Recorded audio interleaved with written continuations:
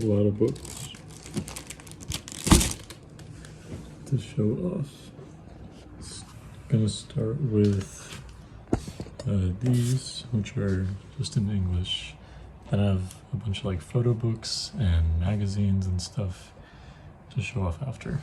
Okay, so for the most part, I think, or actually all of these are just Japanese literature. The bookstore that I went to that had stuff in English had like a contemporary section, and they did have some stuff I want to read, but the books in English are more expensive here, obviously, and so I couldn't really like justify a lot of them just because I wasn't allowed to pay $30 for like a Toni Morrison that I could definitely find secondhand afterwards.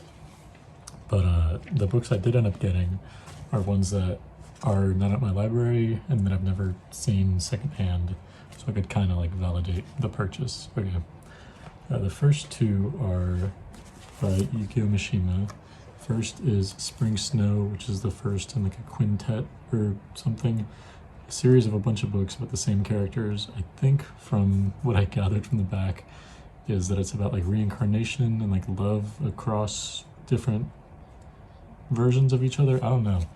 Anyways, seeing all 5 at the store looked pretty cool and swayed me to start, because I've known about it for a while, but I don't know, starting a series is kind of daunting. Another thing that's less daunting is this collection of short stories. The only short story / novella thing I've read by him was Star, but I liked that for what it was. So Death in Midsummer also features a play, which I think he wrote multiple of, but I've never read any. Also just a cool cover. Then speaking of Yukio Mishima, I got Yuko Tsushima, which is his daughter. She has a more popular book that I already have called Woman Running in the Mountain. It's like an NYRB. I actually lent it to a friend earlier this year, and they gave it like a 5-star glowing review, and it kind of put me off because I was like, oh, okay, well, I'm not ready to read this because like I have to be in the right headspace for a 5-star book. And I just put reading her as an author off for the entire year, basically. Although this is a book that I've actually started before.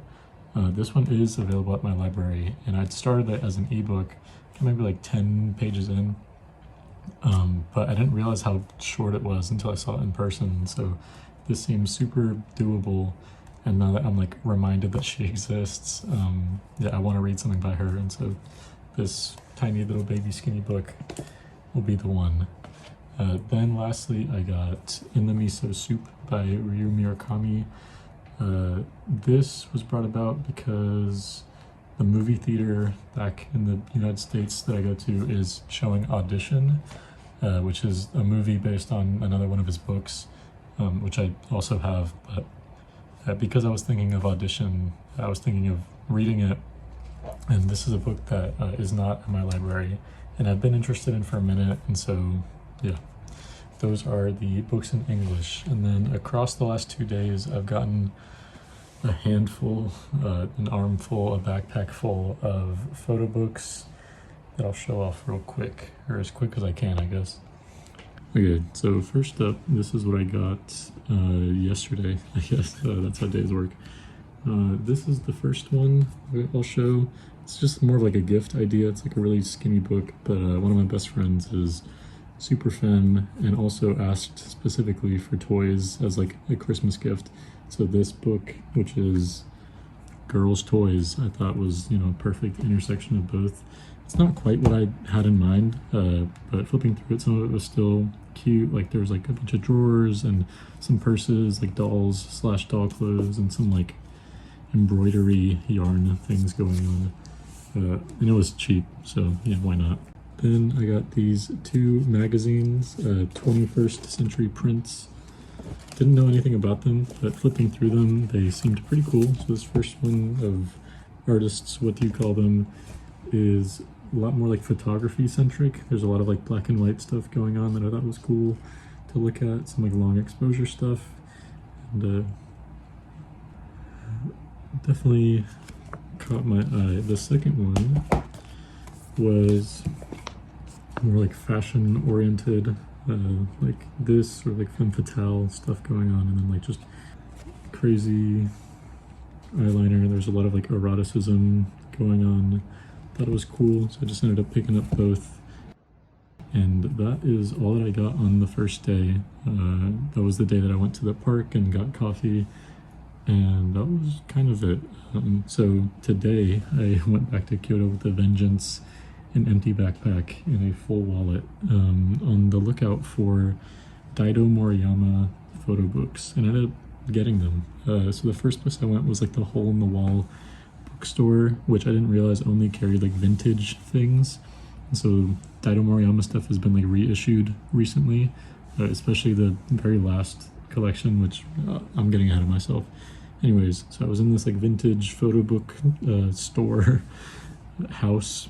They didn't have anything that I was looking for, but they did have a bunch of just cool stuff that I'm not going to pretend to know what it was beforehand, but I will just show it off quickly.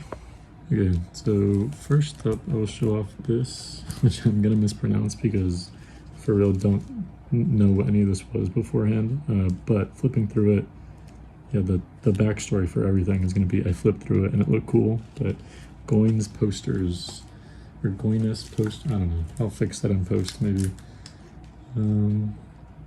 Anyways, it's like early 70s poster design, just this one dude. You can see the style evolve. I like the early stuff better. Towards the end it gets kind of, I don't know, just not crazy about it, but first half looks really cool, just from like a typography standpoint and everything. Cool book, coffee table type thing. Then this one, Yasuzo Nojima in Contemporaries, I got mostly because of this one photo at the back of these tulips, because this is the book cover for Edith Wharton's Ghosts.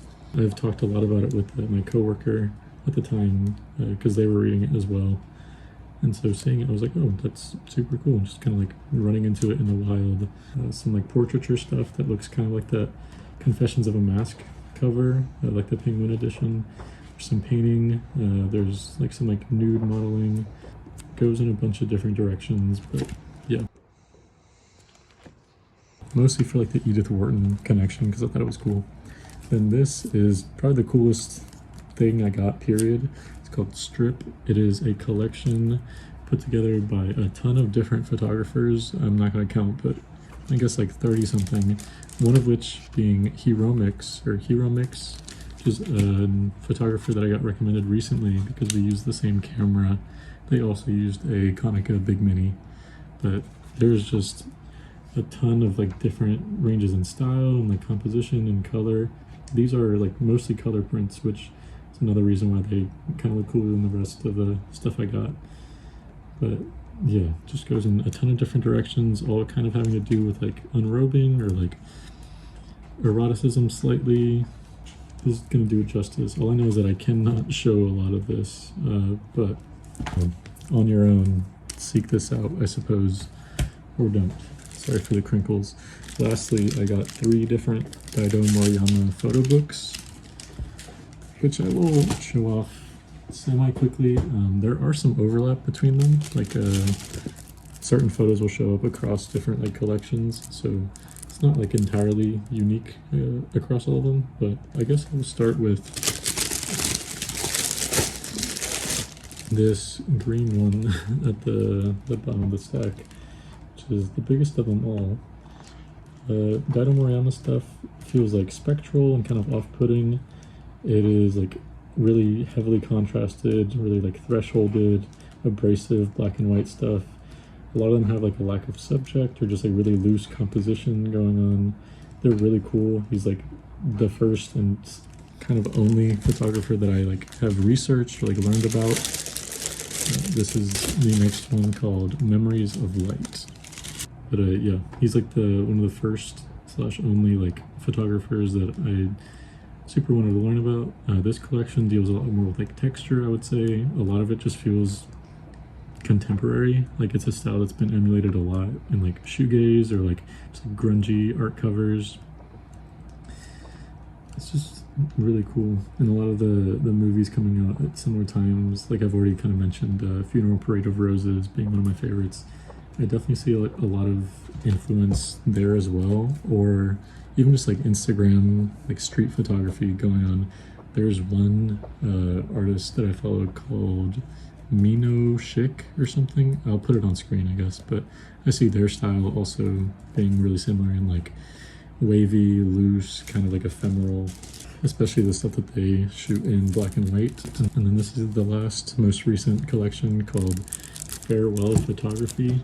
This one is the nicest size, and it's also kind of the most interesting to go through because the panels go across both pages. Just like these long like landscape shots going on. this is definitely like the least